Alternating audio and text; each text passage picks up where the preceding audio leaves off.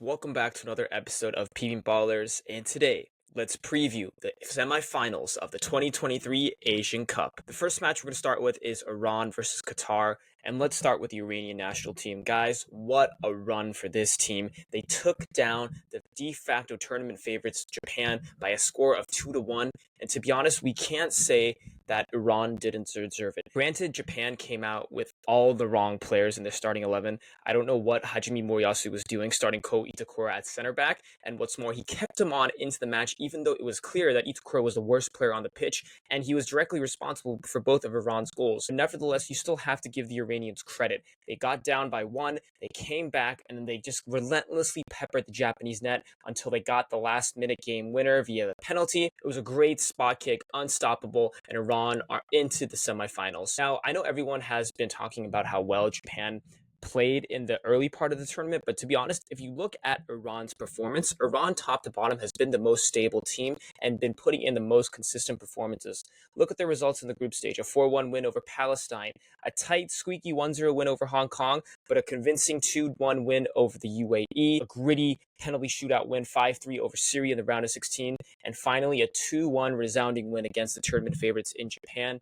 Guys, as a Korean, I am scared of this Iranian national team.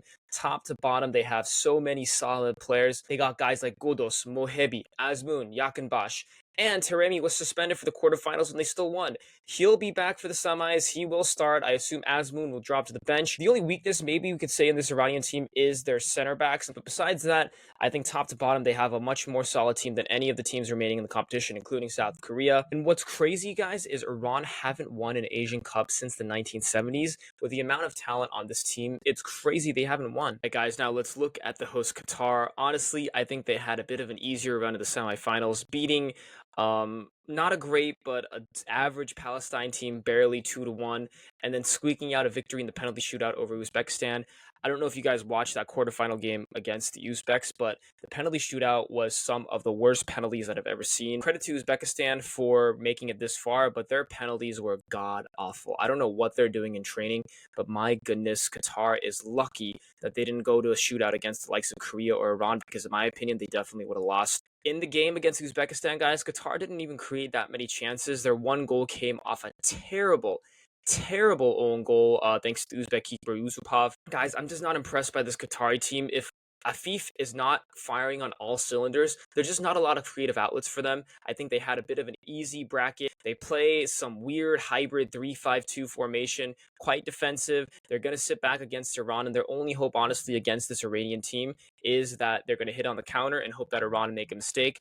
I have Iran winning this game comfortably by a score of 2-0, and they will make it to the final. All right, and the one you've been waiting for, South Korea versus Jordan. I don't know, guys, if you saw my reaction videos to the Saudi Arabia and Australia game, but this South Korean team refuses to die. They're like cockroaches, or as the media in Korea has been calling Korea, we're playing zombie football right now. I don't know if Jurgen Klinsmann has some good juju or karma. The dude's got this black magic that's just not letting us die. To be honest, Saudi Arabia had us dead to rights. We were peppering their net, couldn't hit the target until Cho Gyu-song got free in the box and headed into a wide open net. And against Australia, honestly, we looked even worse than we did against the Saudi Arabians. I thought we were done, and to be honest, a stupid challenge by Lewis Miller on Heung-min in 90 plus stoppage time is what saved us. And then you know what happened next? Hwang Hee-chan with a banger of a penalty, and then a stupid Lewis Miller foul again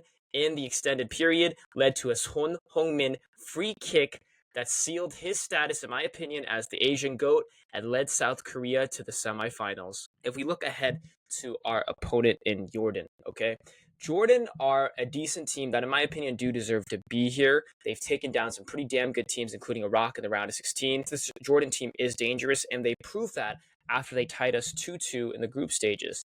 However, if South Korea is firing on all cylinders in this match and not making stupid mistakes, there is no doubt that we should win this game. Guys, one point of concern for South Korea is that center back Kim Min-jae will be suspended for this semifinal clash after he picked up another yellow card against Australia.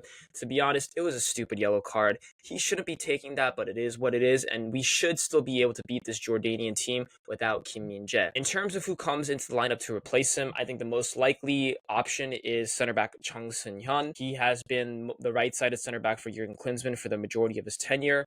He's not the most technically gifted.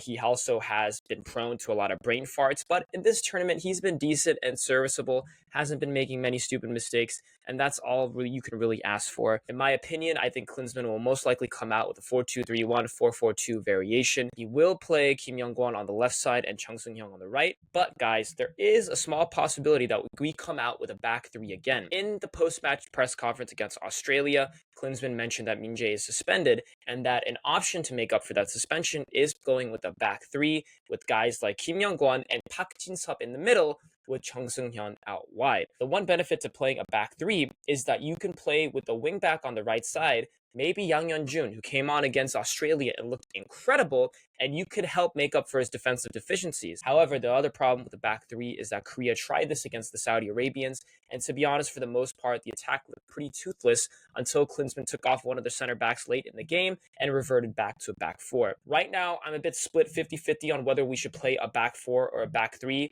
There are pros and cons to both options. With the back three, I think we're a lot more defensively stable. Having that extra center back in there does well to deal with the Jordanian strikers. However, sacrificing that extra midfielder or forward is a problem in the attack and could make us even more toothless than we have been looking. I think the one big criticism of Jurgen Klinsmann in this knockout round especially has been that the South Korean attack doesn't seem to wake up until late into the second half after we've already conceded a goal. This pattern cannot continue, especially as we get deeper into the tournament.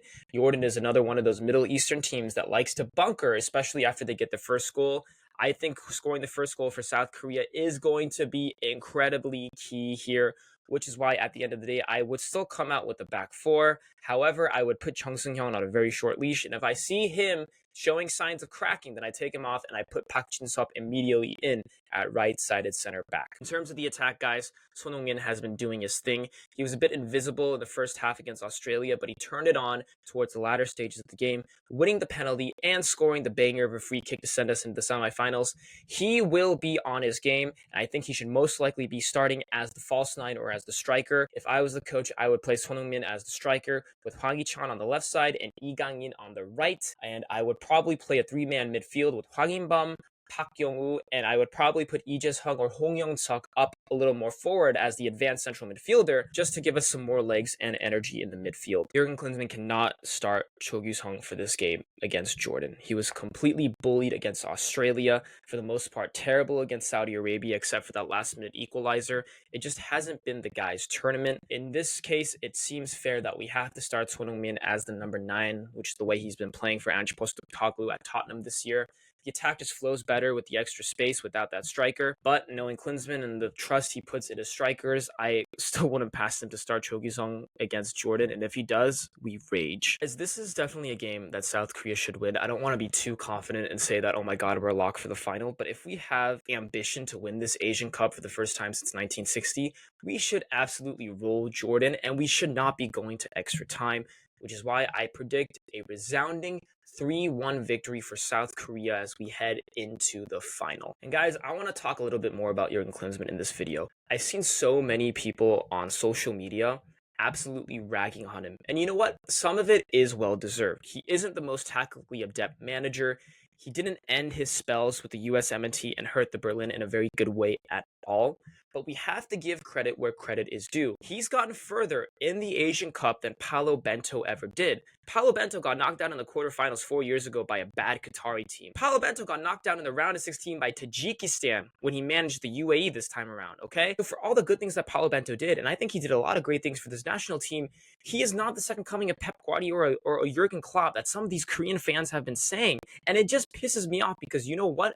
In an international tournament, at the end of the day, sometimes the tactics don't matter as much as the vibes and just getting to the latter stages of the competition, which Jurgen Klinsmann has done. And I've seen people on social media say, oh, Klinsmann's a terrible manager and the players hate him. They've tried to psychoanalyze these small little clips of him hugging the players after the match to prove that the Koreans hate him. Guys, that is absolute ridiculous bullshit. If Klinsmann was such a toxic influence on this team, they wouldn't have had the balls to score 2 late equalizers in the knockout rounds and also grab another equalizer against Jordan in the second group stage game. Teams with a bad vibe and bad chemistry and bad leadership at the top don't do that. They fold. If we were really that toxic under Klinsmann, we would have lost the game against Saudi Arabia. We don't come back against Australia. So give the man some credit. I'm not saying he's the best manager in the world, but he's led us this far. And if we win the Asian Cup, which I think is a real possibility, a lot of you people talking trash about Jurgen Klinsmann are going to have egg on your faces. I know people have an agenda, players they like, managers they like, but guys, you gotta be realistic and fair. And a lot of you people on social media have not been, and you deserve to get flamed, especially if we are able to make it to the final. Because for me, the barometer at this tournament was at least making the final, and winning it was the extra cherry on top. Now we'll have a live stream up for the Jordan game, and we'll have a separate video just in case Korea does make the final. We really need this. I can't wait to possibly see Son Heung-min holding that trophy up. It's going to be a great rest of the tournament either way, and we'll be there to follow right along.